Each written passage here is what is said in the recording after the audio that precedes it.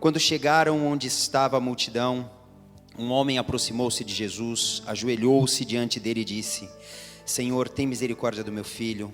Ele tem ataques e está sofrendo muito. Muitas vezes cai no fogo ou na água. Eu o trouxe aos teus discípulos, mas eles não puderam curá-lo. Jesus respondeu: ó geração incrédula e perversa, até quando estarei com vocês? Até quando terei que suportá-los? Tragam meu menino. Jesus repreendeu o demônio, este saiu do menino, e desde aquele momento ele ficou curado. Então os discípulos aproximaram-se de Jesus em particular e perguntaram: por que não conseguimos expulsá-lo? Ele respondeu: porque a fé que vocês têm é pequena. Eu lhes asseguro que se vocês tiverem fé do tamanho de um grão de mostarda, poderão dizer a este monte: vá daqui para lá, e ele irá. Nada lhe será impossível. Amém? Pode sentar. Irmãos, temos vivido muitas lutas, temos sofrido bastante diante das dificuldades, temos até imaginado até onde o mal vai se propagar no nosso meio. Hoje eu conversava com a minha esposa sobre o câncer, que foi o que levou a nossa querida amiga, a dona Lourdinha, e como o câncer se tornou uma doença comum de ouvirmos hoje em dia. Quantos casos de câncer têm acontecido no nosso meio? Nessa igreja, quantos casos à nossa volta? Quantos casos de pessoas que nem nós nem conhecemos, mas sabemos que tem acontecido? E não só o câncer, uma infinidade de outras enfermidades e doenças malignas. Vimos aqui o milagre da pastora Mônica, que o câncer na pastora Mônica foi um câncer extremamente agressivo. E o que ela viveu, de quando ela tomou ciência do câncer, até o dia de hoje, nós pudemos ver o sobrenatural de Deus sobre a vida dela. Podemos dizer assim, então, tivemos mais fé com a pastora Mônica do que com a dona Lourdinha? Não estamos aqui para colocar em pauta a vontade do Senhor, mas eu queria colocar em pauta o tamanho da nossa fé. Eu queria colocar em pauta a qualidade da nossa fé. Poxa, então nós oramos mais pela pastora porque ela é pastora e oramos menos pela... Não. Aquieta o teu coração e não deixa nada te fazer perder o que nós vamos falar aqui hoje. Esse texto que nós acabamos de ler de Mateus 17, no verso 14, Jesus, no capítulo 17, no verso 1, é quando ele vai para o momento da transfiguração. Diz ali no verso 2, ali ele foi transfigurado diante deles, sua face brilhou como o sol e suas roupas se tornaram brancas como a luz. Jesus, para variar, estava no monte, e mais uma vez estava com seus 3 discípulos mais próximos, Pedro, João e Tiago. E quando ele desce, ele se depara com uma situação, algo inusitado para ele. Ele vê a multidão em volta dos seus discípulos, um menino endemoniado, e o pai do menino, desesperado, esperando que a cura viesse sobre a vida do seu filho, mas os discípulos não conseguiam controlar a ação maligna contra aquele menino. Para Jesus aquilo deve ter sido um tanto quanto estranho.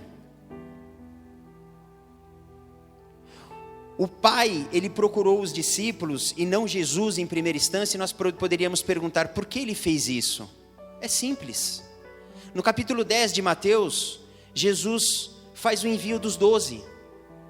E no envio dos 12, Jesus dá autoridade para eles. Capítulo 10, a partir do verso 7, diz assim: por onde forem, pregue esta mensagem, o reino dos céus está próximo.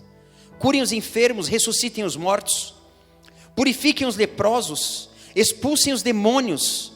Vocês receberam de graça, deem também de graça. Em outra passagem diz que quando eles voltam felizes, eles voltam animados, eles voltam dizendo para Jesus: fizemos, sentimos esse poder do Espírito, sentimos essa autoridade que está sobre a tua vida, também sobre as nossas vidas. Então por isso nós já explicamos aqui, já entendemos. O Pai, quando vê os 9 discípulos no pé do monte, Ele não tem dúvida. Esses homens representam Cristo. Esses homens caminham com Cristo. Esses homens são imitadores de Cristo. E Ele para e traz a criança e fala: está aqui. Mas Jesus, ao descer do monte, Ele vê aquela cena, e é algo extremamente difícil no coração de Jesus olhar aquilo. Nós vimos aqui na narrativa. Jesus, Ele se decepciona com aquele momento, com a incredulidade dos seus discípulos. E eu queria fazer uma pergunta para nós mesmos hoje. Será que Cristo também não está entristecido com a nossa falta de fé em algum momento? Ou com a pequeneza da nossa fé? Será que em algum momento nós não estamos sendo cristãos intitulados e não cristãos representantes de Cristo? Será que nós não estamos deixando as curas e as libertações e os milagres passarem por nós? Deixando de cumprir aquilo que Cristo faria? É necessário que em algum momento nós venhamos a olhar para dentro de nós. Nós não fomos chamados para encher igrejas. Nós fomos chamados para ter intimidade com Cristo. Nós não fomos chamados para encher a igreja, mas para manter um relacionamento com Cristo. Um relacionamento com um Cristo que muda vidas e transforma histórias, que renova, que restaura. Um Cristo que faz o maior de todos os milagres na nossa vida individualmente: a minha própria transformação, a minha vontade de ser diferente do que eu era, ou mais ainda, a minha vontade torna diferente a minha vontade de não ser igual ao mundo. Aquele que me capacita a ter transformação na minha mente, aquele que é a referência para mim e me anima em continuar quando tudo parece que não vale mais a pena. Aquele que restaura a minha energia quando eu já estou cansado. Aquele que na hora em que eu tenho maior sofrimento em mim mesmo, Ele coloca alguém para eu levar uma palavra, esquecendo do meu próprio sentimento, da minha própria dor, e tendo a necessidade de enxergar a dor do próximo. Um Cristo que nós necessitamos ter extrema intimidade. Me parece que em algum momento as igrejas, nós como igreja individual e nós como igreja como um todo, estamos mais preocupados em fazermos amizades dentro da igreja, em termos amigos dentro da igreja, em conhecer pessoas, do que realmente em ter uma vida cristã dentro e fora da igreja. Porque amizades dentro da igreja são boas enquanto a gente não vive muito perto. Porque quando você se aproxima, em algum momento, essa amizade, ela deixa de ser duradoura. Porque aí você conhece melhor o teu irmão. E em algum momento, quando você só conhecia ele dentro da igreja, e você tinha aquela frase: homem de Deus, mulher de Deus. Agora, quando você tem mais intimidade, você vê os defeitos dele. Agora a sua frase se torna: que tipo de crente é esse? Estamos mais preocupados em algum momento em criticar do que em animar. Mais preocupados em dizer que cada um com seu problema, se ele tomou esse caminho, ela tomou essa direção, é um problema único e exclusivo dele com Deus, do que em nos lembrarmos que temos a necessidade de ser como Deus, naquela passagem em que diz: será que Deus tem o braço curto demais, que Ele não pode estendê-lo para o necessitado? Em algum momento nosso braço também está encolhido. O texto narra a história de um homem que tem um filho sofrendo por um tormento, por ataques. Aqui diz que ele cai na água. Eu não acredito que ele caía numa poça d'água, para estar escrito aqui deve ter sido algo muito grande. Caído num rio, num lago, em alguma coisa desse gênero. Caía no fogo, se queimava. Ou seja, era um grande sofrimento para o garoto e para o pai. E para a família. O homem não teve dúvida, ele foi atrás de um milagre. E o milagre se chamava Jesus Cristo. E quando o homem ele enxerga os discípulos, ele enxerga a representação de Jesus Cristo. Ele enxerga Cristo naquele lugar. A grande decepção de Cristo em relação ao que os discípulos não conseguiram fazer foi muito simples, eles perderam foco. Os discípulos eles falharam não porque eles não jejuaram ou não oraram para aquele caso específico, mas porque jejum e oração é o alimento fundamental e necessário para a manutenção da nossa fé. Não dá para nós termos uma vida cristã sem termos oração. Não dá para em algum momento nós não entendermos que o jejum é algo importante para Deus. Me parece que o jejum foi tirado do conceito do cristão como algo que só quando existir algo extremamente importante para mim, aí eu me disponho a jejuar. E eu não posso acreditar nisso. Jesus deu importância para isso. E com um detalhe, uma ênfase muito importante, ele falou com os seus discípulos. E se essa palavra foi para os seus discípulos, todos nós poderíamos dizer: Jesus está falando comigo. O que foi dito naquela época continua sendo dito até hoje. O que Jesus orientou naquela época continua sendo orientação a ser seguida até hoje. Nada mudou. Os nossos propósitos, os nossos valores em relação à nossa própria fé deixaram de existir. Se moldaram a algo que é bom para mim. Mas eu jamais poderei me declarar um cristão se aquilo que Deus espera de mim Ele não encontrar. Ele tem que encontrar.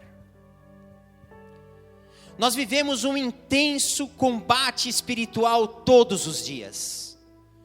Nós precisamos entender uma coisa, com certeza, com convicção. Se existe esse mundo natural, é porque existe um mundo espiritual.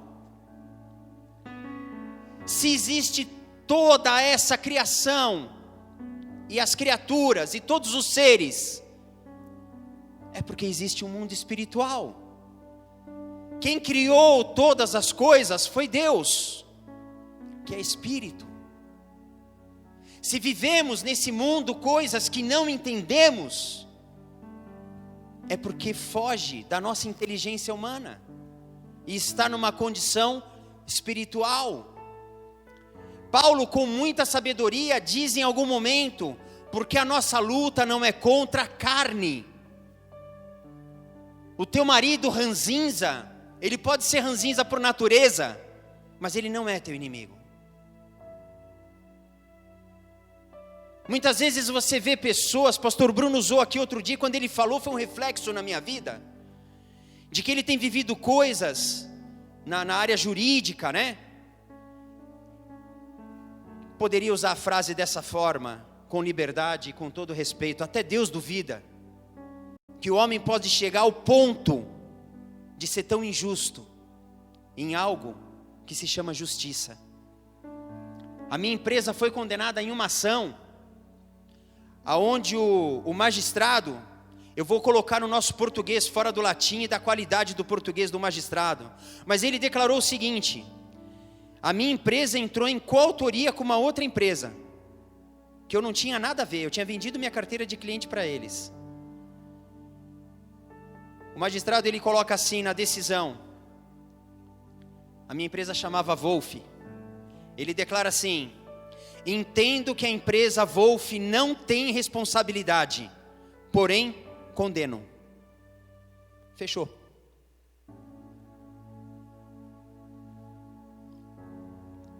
O meu advogado quase caiu de costas, ele não sabia onde enfiar a cara para falar comigo isso. Em algum momento ele vai ver esse vídeo. Ele não acreditava que o juiz tivesse feito aquilo.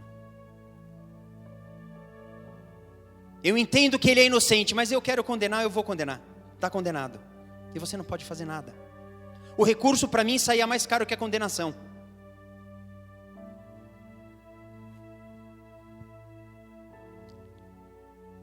Eu não conheço o juiz. Ele não é meu inimigo. Ele não é meu inimigo. Vivemos um intenso combate no mundo espiritual. E para você estar firme para combater o mundo espiritual, você precisa estar alinhado com Deus. Você precisa estar mais alinhado com Deus do que com o pastor, que é teu líder. Você precisa estar alinhado com Deus, porque quem vai te dar direção para lutar no mundo espiritual é o nosso Deus. Só Ele. Os discípulos não adiantava eles terem dito para o diabo aqui, no caso desse menino: espera só um minutinho que eu vou jejuar. Dá trégua para mim. O diabo não quer saber de trégua, ele quer saber de te destruir. Se ele não puder te destruir diretamente, ele te destrói moralmente. Ele tenta te destruir nas suas emoções. Ele tenta te desestabilizar na tua fé. Quando Jesus chega e pergunta: o que está acontecendo? O homem diz: trouxe o meu filho para ser curado, mas os teus discípulos não conseguiram. Eu fico imaginando como Jesus se sentiu naquele momento. Como Jesus se sentiu naquele momento? Meus discípulos, porque o homem disse assim: os teus discípulos. Me pareceu Adão falando para Deus sobre o que fizeste, Adão. Foi a mulher que o Senhor me deste. E o pai do menino olha para Jesus e diz: foi os teus discípulos que não conseguiram fazer nada. E meu filho continua desse jeito. Quando Cristo ele vivencia aquela cena, ele fica extremamente inconformado. E ele usa duas palavras. Ele os chama de geração incrédula e perversa. Incrédula é fácil de entender. Que não crê, que não tem fé. Não tem crença, não tem no que crer, não acredita. Então Jesus já chama: vocês são incrédulos. Mas perverso, gente. Perverso é sinônimo de mal. De muito mal. Mas eu fui procurar a raiz da palavra perversa. Ela quer dizer assim: alguém disposto a fazer o mal sem medir consequências, intencionalmente. Tipo assim: vem cá que eu vou expulsar. Não consegui, então tá bom, então sai pra lá, continua com o demônio aí, eu não tô nem aí. Mais ou menos isso quis dizer. Incrédulos e perversos. Só que Jesus, na sequência, ele falou o que tinha que falar. E ele falou: tragam-me o menino. Me traz o menino. E Jesus ele deu uma única ordem para aquele demônio, para aquela situação. Ele expulsou o demônio. E a palavra diz que daquele momento em diante o menino ficou curado. Não importa qual é a luta que nós estamos vivendo, quando você leva a palavra de Deus em um local de caos, para que haja paz, a paz ela se instala novamente. E a paz ela deve prevalecer. Não podemos deixar de acreditar nisso, que a palavra do Senhor é a palavra que vem à frente de nós. É a palavra que vai realizando o milagre, até antes mesmo de você usar. Uma ordem dada em nome de Jesus no mundo espiritual, ela deve ser cumprida pelo inimigo, e ele sabe disso. Ele não vai questionar a autoridade do nome de Cristo, mas a tua autoridade ele vai querer questionar. Temos autoridade para usar o nome de Jesus Cristo? O diabo joga isso na cara do cristão a todo instante. Esse Cristo eu conheço, mas você eu não conheço. A autoridade desse nome eu conheço, mas a autoridade vinda de você, usando esse nome, eu não conheço. Isso porque em algum momento nós nos tornamos uma geração incrédula. Mas para falar de fé, nós temos que ir rapidamente em Hebreus capítulo 11, que fala dos heróis da fé. Mas eu queria falar rapidinho só do verso 6, só do versículo 6. No verso 6 diz assim: sem fé é impossível agradar a Deus, pois quem dele se aproxima precisa crer que ele existe e que recompensa aqueles que o buscam. E eu vou dividir esse verso em 3 partes, com 3 observações sobre a fé. Primeiro, sem fé é impossível agradar a Deus. Jesus não disse que eles não tinham fé, mas que a fé que tinham era muito pequena, era uma fé sem qualidade, uma fé que não tinha qualidade. O demônio não compreendeu o que vocês estão querendo dizer em nome de Jesus, autoridade do Espírito Santo. Mas quem são vocês 9? Eu não vejo o coração de vocês alinhado com Cristo. Uma fé sem qualidade, uma fé que não agrada a Deus. E o verso começa dizendo: sem fé é impossível agradar a Deus. Segundo ponto, dividindo ainda o verso: pois quem dele se aproxima precisa crer que ele existe. E isso me chama a atenção, porque parece que a fé aqui, o crer que ele existe, é muito mais uma expressão mecânica do que verdadeira. Você acredita que Deus existe? Ah, eu acredito, Deus existe. Mas isso é tão comum. E até onde nós realmente acreditamos nisso? Até onde nós acreditamos que esse nosso Deus é um ser inabalável e não um ser inalcançável? Eu vejo cristãos às vezes com dificuldade de enxergar quem é Deus. Me parece que o cristão conseguiu chegar só até Cristo e não entendeu até hoje que Cristo veio para conduzir a Deus. Porque Cristo não diz eu sou Deus, Ele diz eu sou o caminho. Cristo não diz imite a mim, é para imitar Deus. Cristo diz eu não faço a minha vontade, eu faço a vontade do meu Pai.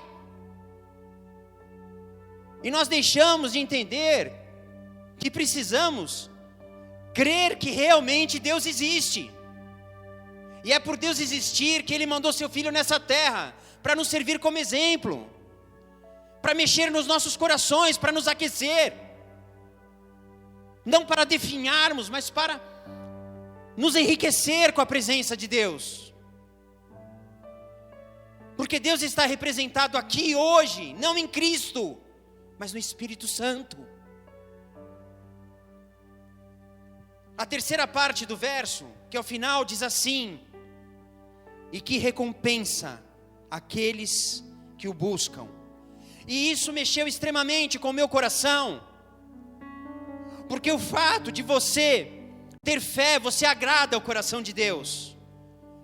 O fato de você se aproximar dele, crendo que ele existe, agrada ao coração de Deus. Mas na contramão, Deus, por estar agradado da sua fé e da sua crença, Ele nos traz recompensas.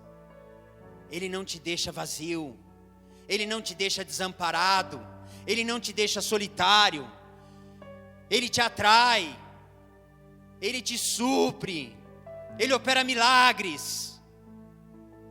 Um Deus que recompensa aqueles que o buscam. Deus é um Deus que não deixa de agir a nosso favor.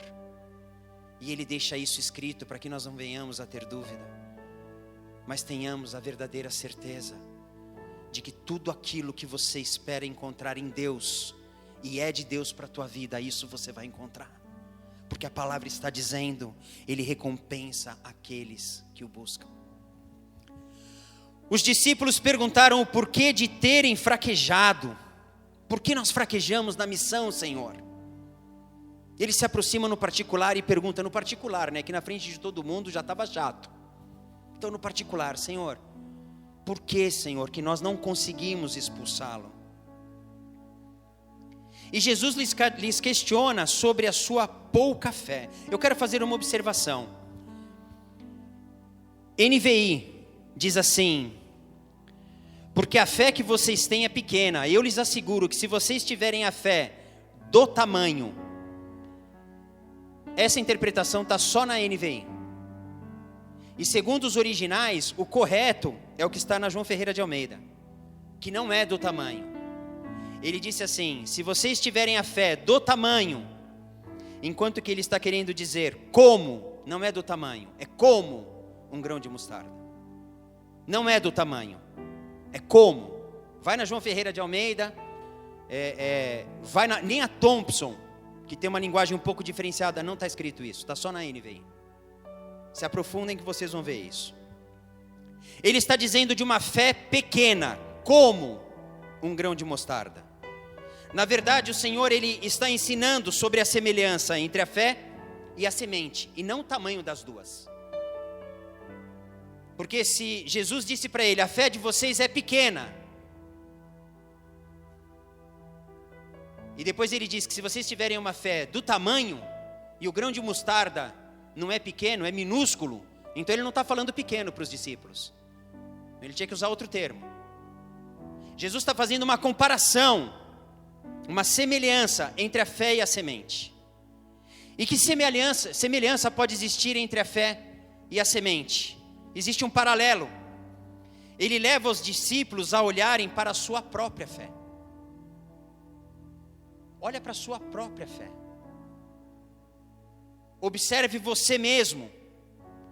Aí você vai ver que a sua fé é pequena em qualidade. Sua fé é pequena em qualidade. Você está deixando de aprimorar a sua fé, de alimentar a sua fé. Você está deixando de dar forma à sua fé. Você está impedindo que a sua fé chegue aonde ela pode chegar.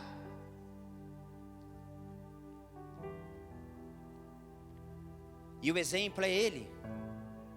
Porque quando o homem diz, os teus discípulos, ele está dizendo, aqueles que o Senhor ensinou, aqueles que seguem os teus exemplos. E Jesus está dizendo, a sua fé deve ser como a de um grão de mostarda, que por menor que seja, deve virar coisas gigantescas, deve ter resultados grandiosos.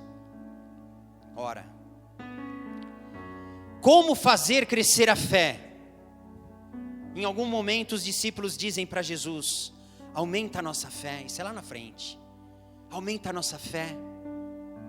E Jesus está dizendo para eles de novo lá, essa mesma passagem, Jesus está dizendo, se a fé de vocês então for como um grão de mostarda, como um grão de mostarda, vocês têm que dar vida. Um grão de mostarda é uma semente, e uma semente quando tratada, porque a semente ela existe para ela ser semeada. Uma semente não existe para outra coisa, ou nos alimenta algum tipo de semente, Mas, via de regra, a origem da semente é a multiplicação. Ainda outro dia eu perguntava, há algum tempo, para uma pessoa entendida, quantos grãos de milho eu preciso para ter um pé de milho? A pessoa disse, 1 grão. Quantos pés nascem a partir de 1 grão? 1 pé. Porque, ou seja, ele não abre, né? Não vira forquilha, 1 pé. Quantas espigas nascem nesse pé? De 3 a 4. Quantos grãos tem em cada espiga? Aí o cara parou e ficou me olhando. Tipo assim, onde você quer chegar? Eu falei, consegue contar quantos grãos tem em cada espiga? Ele falou, não, mas são muitos. Eu falei, era o que eu queria saber. É isso que nós precisamos entender. A nossa fé, ela é uma. Ela pode não ser do tamanho da de Cristo, mas se você semear a tua fé, você vai fazer excelentes colheitas. Se você semear a sua fé, se você alimentar ela da forma correta, você vai fazer uma excelente colheita. Um grão de mostarda não é o grão menor que existe no nosso planeta. Existem grãos ainda menor que o grão de mostarda. Mas naquela época, para os agricultores daquela época, era o menor grão. Um grão de mostarda, ele pode se tornar uma árvore de até 3 metros de altura. Consegue imaginar isso em relação à sua fé? Ao crescimento que nós podemos chegar? Vejo Jesus dizendo, vocês farão as mesmas coisas que eu fiz, e farão coisas maiores ainda. Mas só se eu semear a minha fé. Só se eu trabalhar a minha fé. Achei estranho o negócio estar tocando ali, não tem ninguém ali atrás, por isso que eu olhei assim. Toda semente plantada, ela se multiplica. Todo trabalho que nós trazemos de oração, de jejum, de busca da palavra, de tempo de intimidade, com qualidade, ele se multiplica. Eu me lembro de uma história há muito tempo atrás. Igreja Pentecostal tem um monte de história, né? Principalmente as do reteté de antigamente, né? Tem gente que diz que não pode falar reteté, que reteté é do capeta. Tá? Se o capeta gostou do reteté, ele pode ficar com o reteté, mas o meu é para Cristo, tá bom? Amém? Tá? Esse negócio de religiosidade não cola comigo, tá bom? Se alguém usou isso daí um dia para adorar uma entidade, a entidade que se vire lá, porque agora eu uso para Cristo. E ela não é bem-vinda aqui. Mas enfim, eu me lembro que foi até um ministério que eu frequentei. O ministério que eu me converti a... Será que eu estou ficando velho que eu não lembro o nome do ministério? Pentecostal da Bíblia no Brasil. Eu não estou velho porque eu não tenho 50 anos ainda, tá, gente? Eu tenho 49, para quem não sabe, estou bonitão, alinhadão. Os pastores não têm direito a falar agora, eu estou com o microfone, quem sabe um outro dia eu vou me dar mal com isso, mas... 4 pastores aqui na frente, cara. Aguarde, né, Roberto? O pastor Daniel sabe que é assim mesmo, né, pastor? Amém. Mas enfim, diz que estava um grupo de diáconos expulsando o demônio numa casa, e o demônio estava quebrando a casa, estava quebrando a pessoa que estava endemoniada, estava quebrando os diáconos, estava quebrando tudo. E eles expulsando lá em nome de Jesus, e o diabo estava fazendo a bagunça, ele estava dizendo exatamente isso. Eu não te conheço, não sei quem é você, né? Você na igreja é uma pessoa, em casa é outra, você fuma, você bebe, você é adúltero, né? Você gosta de revista de mulher pelada, que na época não tinha internet, né? Então você gosta de revista de mulher pelada, né? Vive no barbeiro cortando o cabelo, mas não corta, né? Vai no barbeiro toda semana, mas só quer rever a revista. E o diabo estava fazendo uma bagunça. Daqui a pouco o diabo parou assim, né? História de crente, tá bom, gente? Não é de pescador não, tá? Então não é mentira, tem que ser verdade. Diz que o endemoniado parou e o diabo falou assim: vocês eu não temo, porque vocês não têm autoridade, mas ele eu temo. E blum, caiu. Aí chegou o pastor da igreja. Ou seja, o diabo já sabia que o pastor estava chegando. E não é porque era um pastor, porque esse homem era uma bênção mesmo. Era um homem muito abençoado, né? Quem contou a história foi quem ficou no prejuízo, então eu acredito que é verdade, né? Era um dos que estava lá dentro. Então, nós precisamos trazer isso para dentro de nós, que chegou o tempo da igreja ser fortalecida. E a igreja só pode ser fortalecida através da fé. Não existe outra forma de fortalecer a igreja. Você quer fortalecer a igreja com conhecimento? É com conhecimento que você quer fortalecer a igreja? Fortaleça. Mas fortaleça uma igreja com conhecimento que tenha fé. Sem fé não se pode agradar a Deus. Você conhece a Bíblia de ponta a ponta? Parabéns, o diabo também. O diabo também. Quer saber? O diabo conhece mais do que você, porque em muito do que estava escrito ele estava lá. Tá? Muito do que estava escrito ele estava lá. Se encha de autoridade através da fé. O conhecimento vai te turbinar, mas a tua fé é que vai dizer para um problema: sai daqui e te coloca lá. A montanha que vai ser removida é o problema que vai ter à sua frente, e você vai dizer em nome de Jesus: saia daqui e te coloque lá. Se o pessoal do louvor estiver aí, sobe aqui que eu vou encerrar. Nós precisamos aprender a fazer crescer a nossa fé. Como diz a Escritura, lá em Romanos 1,17, a justiça de Deus se revela de fé em fé. A justiça de Deus se revela de fé em fé. Uma semente tão pequena que gera algo tão grande. A semente, igreja, olha para mim aqui um minutinho. A semente está no teu coração. Já foi colocado no teu coração. Agora você vai semear ela. Agora vai ser o dia de você dizer para Deus: Senhor, eu quero fazer essa semente dar frutos. Eu quero ver a minha fé funcionar. Eu quero, Senhor, ver os teus milagres acontecerem através de mim. Eu quero, Senhor, ser instrumento teu nessa terra. Eu quero.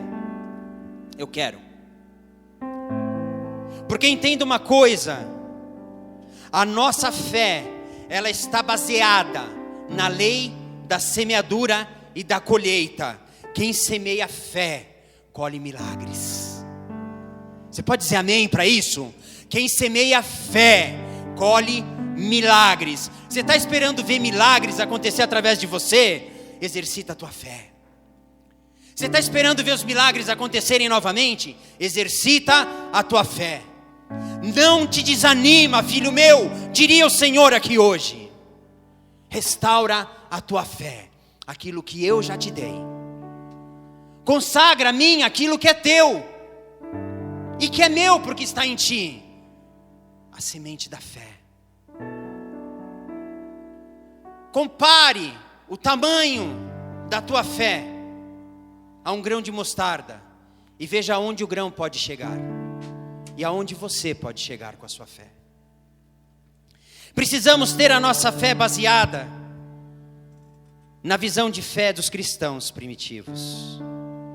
Ou nós nos tornamos verdadeiros imitadores de Cristo, ou nunca seremos nada. Eu vou pedir para a mesa, se puder deixar um pouquinho mais baixo, porque eu vou encerrar cedo. Eu queria que eles fossem cantando e eu ministrando. Amém? Precisamos ter a nossa fé baseada na visão de Cristo.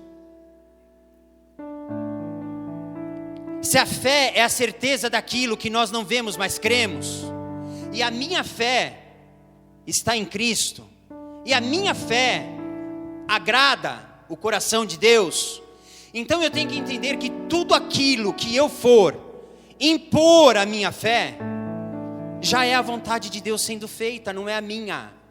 A minha oração não é uma oração de petição. A minha oração é uma oração de autoridade, recheada de ação de graças, agradecendo a Deus porque Ele é fiel e poderoso,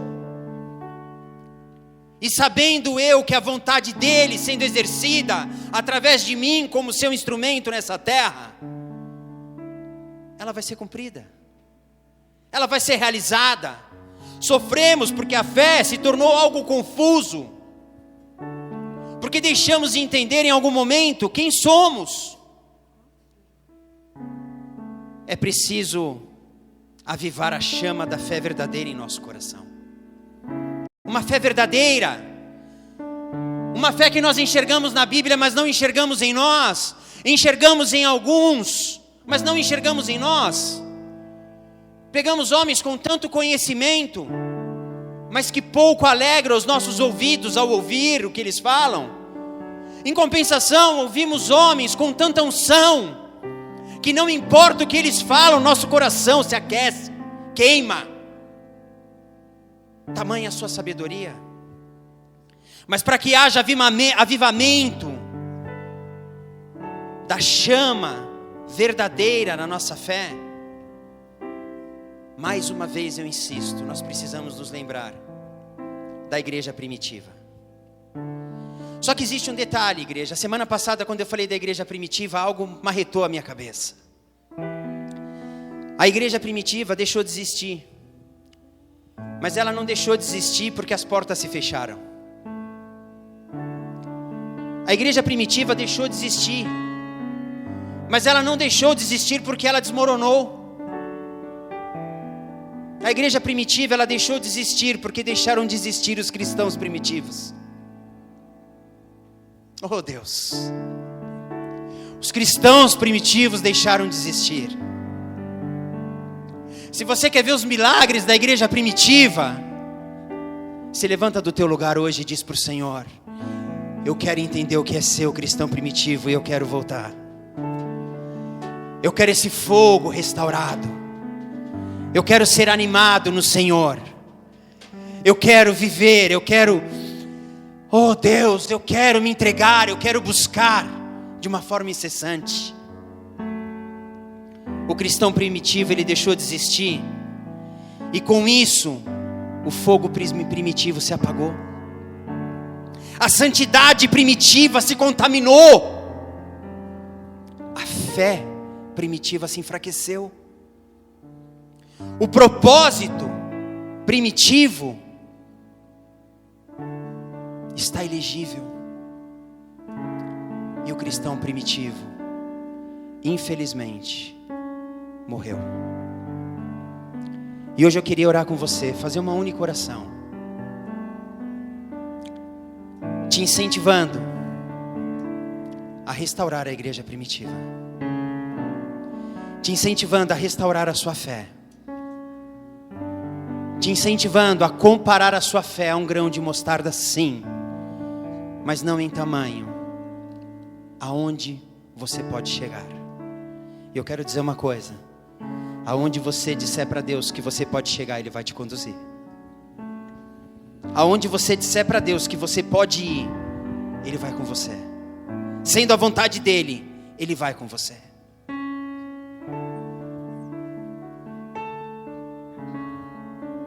Eu vou deixar uma última palavra antes de nós orarmos e encerrarmos o culto. Um versículo bíblico que há muito me chamou a atenção, e para essa mensagem eu acho ela um tanto quanto relevante. Em Lucas 18:8 diz: eu lhes digo, Ele lhes fará justiça e depressa. Contudo, quando o Filho do Homem vier, presta atenção em mim. Contudo, quando o Filho do Homem vier, encontrará fé na terra? Essa frase, quando Jesus disse, só para vocês entenderem, é um tempo que estava por vir. E esse tempo era um tempo do esfriamento da fé. E eu quero te convidar para orar nesse propósito. Aviva, restaura, fortalece, faz em mim, Senhor, porque a tua palavra diz que através da minha fé nada me será impossível. Nada me será impossível. E hoje nós vamos praticar isso. Se existe algo impossível que você quer colocar diante de Deus, coloca agora. Se esse impossível é o crescimento da tua fé, coloca agora. Se esse impossível é você entender a qualidade da tua fé, coloca agora. Fecha os teus olhos, fala com o Senhor. Pai, nós te agradecemos, Deus, primeiramente pela vida, Pai. Te agradecemos porque estamos aqui, Senhor. Te agradecemos porque o Senhor tem cuidado de nós, Pai. Te agradecemos porque Tu és Deus e nunca mudou, Pai. E não irá mudar, Senhor. Porque o Senhor tem observado em nós, Pai, que nós temos sim nos enfraquecido, que nós temos sim nos confundido, que nós temos deixado de agir, Senhor, conforme o Teu querer e a Tua vontade, conforme os Teus mandamentos. Temos deixado, Senhor, de sermos fortes no Senhor, de estarmos fortalecidos no Senhor, Pai. Às vezes temos medo de entrar em um conflito com uma pessoa que está possessa, que está endemoniada. Às vezes, Senhor, temos receio de como resolver uma situação que parece impossível aos nossos olhos. Esquecemos, Senhor, que Pedro, João, Tiago, que andavam junto com Cristo, e todos os outros discípulos, menos Judas, que partiu, viram a Tua obra acontecendo, mesmo sem o Senhor estar de corpo presente. E nós queremos restaurar isso hoje. Antigamente as pessoas olhavam para os discípulos e viam Cristo junto com eles. Hoje está faltando as pessoas olharem para os cristãos e ver Cristo dentro deles. E nós queremos restaurar isso hoje, Pai. Queremos andar em conformidade com o Teu querer. Queremos, Pai, ter essa autoridade do Teu Espírito, que o Senhor anunciou que viria depois de Ti, Pai, que seria conselheiro, aquele que Te capacitou, Cristo, nessa terra, para que os Teus milagres fossem operados, o mesmo que nos capacita hoje, se o buscarmos e buscarmos no Senhor, Pai. Que cada um aqui se apresse em consertar a sua fé, em ver a qualidade. Você pode dizer: pastor, eu tenho pouco conhecimento, eu tenho pouco tempo de igreja. Eu quero te dizer, Cristo não está preocupado com o tamanho da tua fé, Ele está preocupado com a qualidade. Se você tiver qualidade na tua fé, a sua fé será tremenda. Você poderá fazer as mesmas coisas que Cristo e coisas maiores ainda, porque são palavras dele, não do homem. São palavras que se cumprirão, são palavras que não voltarão vazia. Senhor, enche os nossos corações essa noite, Pai. Precisamos voltar ao tempo, Senhor, de olhar para os enfermos, para os endemoniados, para os aleijados, para os cegos, surdos, mudos, para os mortos, e operarmos os Teus milagres, Senhor. Precisamos voltar ao tempo da igreja primitiva, aonde quando Pedro e João andavam pela rua, as pessoas colocavam as macas e os enfermos, para que somente a sombra desses homens de Deus, quando os tocasse, o milagre acontecesse. E isso também é para nós, é nosso, é para hoje. Não é para uma geração que está por vir, não. É para agora, é para o Teu povo. E nós nos apresentamos aqui para o Senhor hoje dizendo: somos o Teu povo, Pai. Estamos aqui, Senhor, e entregamos a Ti nessa hora as nossas orações. Te pedimos perdão pela nossa pequenez de fé. Te pedimos perdão porque para muitos aqui o Senhor profetizou, Pai, que dons seriam derramados, e esses dons foram esfriados, guardados. Mas a Tua palavra diz que os Teus dons são irrevogáveis.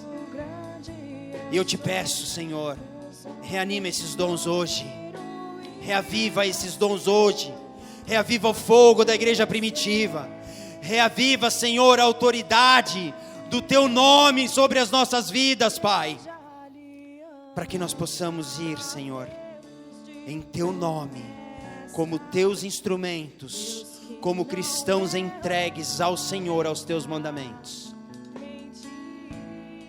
Te louvamos pelo dia, te louvamos pela palavra, te louvamos mesmo pelo grupo pequeno, pela comunhão no corpo de Cristo. Te louvamos porque mais uma semente foi lançada aos nossos corações, e Satanás não irá tomá-la de nós.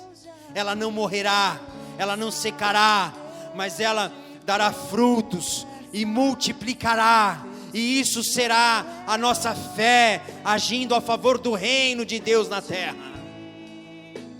Por isso eu te agradeço, Deus, e sei que o Senhor age em nós e através de nós.